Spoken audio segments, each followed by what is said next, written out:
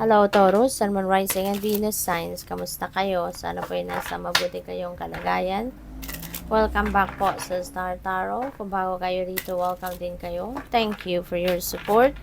I truly appreciate it. God bless you all, Taurus.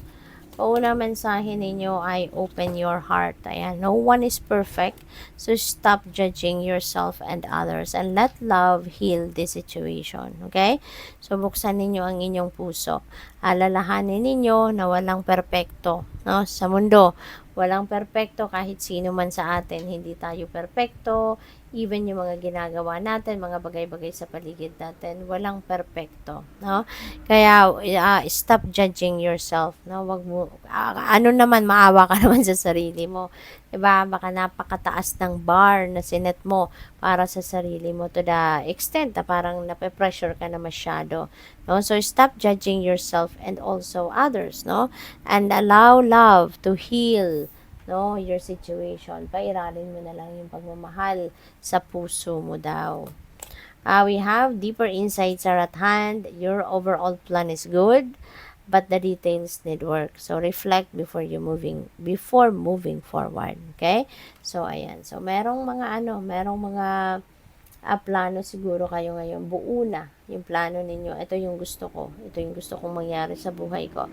Pero yung details, no? Yung journey ninyo, no? Kung paano ninyo to ma-reach, kung paano ninyo ito ma-achieve na plano ninyo, baka hindi pa detalyado, hindi pa malinis, kumbaga, ang inyong plano. Kaya, ito reminder ito sa inyo na kailangan pa ninyong pag-aralan, kailangan pa ninyong tignan maigi yung detalye, no? Para nang sa gayon, walang masyadong waste of time, walang masyadong waste of energy, di ba? Na mangyayari. Okay? So, what else? We have, don't settle for less. Okay? You are a child of the divine and you deserve to have their dreams come true. So, don't give up. Okay? Don't settle for less. Ayan. So, deserve mo na mangyari or matupad ninyo kung ano man ang inyong mga pangarap. Deserve ninyo yan. Kaya wag kayong sumuko. No? Kung meron man mga challenging situations na maaaring kung meron man mga challenging situations na maaaring nandiyan dyan at ma-encounter ninyo, wag ninyong sukuan ito. Okay? Continue to persevere, continue to work hard, at pasasaan ba, no? Na makukuha mo din yan. Mararating mo din yan. Kasi deserve mo, 'di ba? Na mag-come true ang inyong mga pangarap. Your vibration is rising. This is a time of great spiritual growth for you. You are evolving to occupy a higher energetic frequency. Ayan, so napakaganda.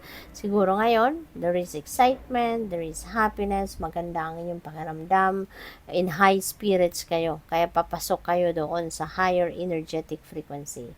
At kapag nandiyan tayo sa higher energetic frequency, meron tayong parang extra spiritual power to manifest whatever it is that we want to manifest in our lives. Kaya, maaari dito na meron kayong mga dreams na magka-come to fruition, may mga wishes kayo na magka-come to fruition. We have surrender. I can release my need to control. Ayan. So, finally, 'di ba? Magiging stress-free ka na din. Ano? Kasi when you are surrendering to God, when you're surrendering to the natural ebb and flow of life, for sure, gagaan at gagaan ang inyong pakiramdam. No? Parang mabubunutan kayo ng tinik, mawawala na kayo ng stress.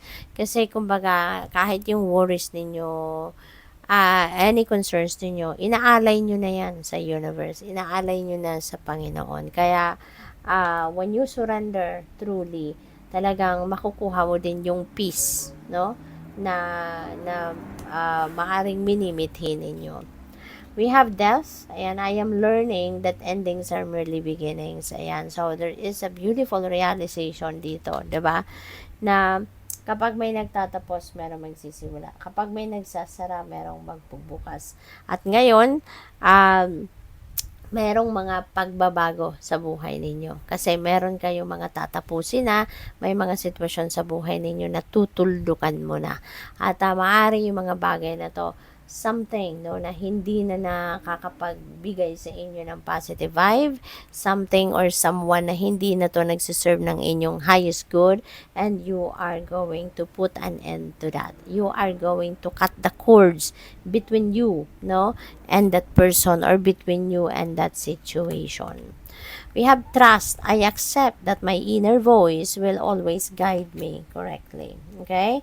So, yun. Magtiwala ka lang, no? Sa lahat ng gagawin mo, sa lahat ng gusto mong mangyari sa buhay mo, magtiwala ka sa guidance ng Panginoon. Okay? Magtiwala ka sa guidance ng divine universe para sa'yo. Kasi lagi kang ginagabayan. Lagi kang inaalalayan, pinapadalhan ka ng mga mensahe, insights, information na makakatulong sa iyo. Okay? So, what else? We have friendship. I understand that a friend is in my life for a reason. Okay? So, may realizations din siguro ang iba sa inyo rito, no, na may mga friendly relationships or may mga kaibigan kayo na maybe they come and go, and no, na sadyang ganun talaga ang buhay, dahil kanya-kanya, may mga mission tayo, may kanya-kanya tayong mission, 'di ba? At may mga kaibigan na nag-i-stay, 'di ba? Dahil yun ang mission ninyo sa bawat isa.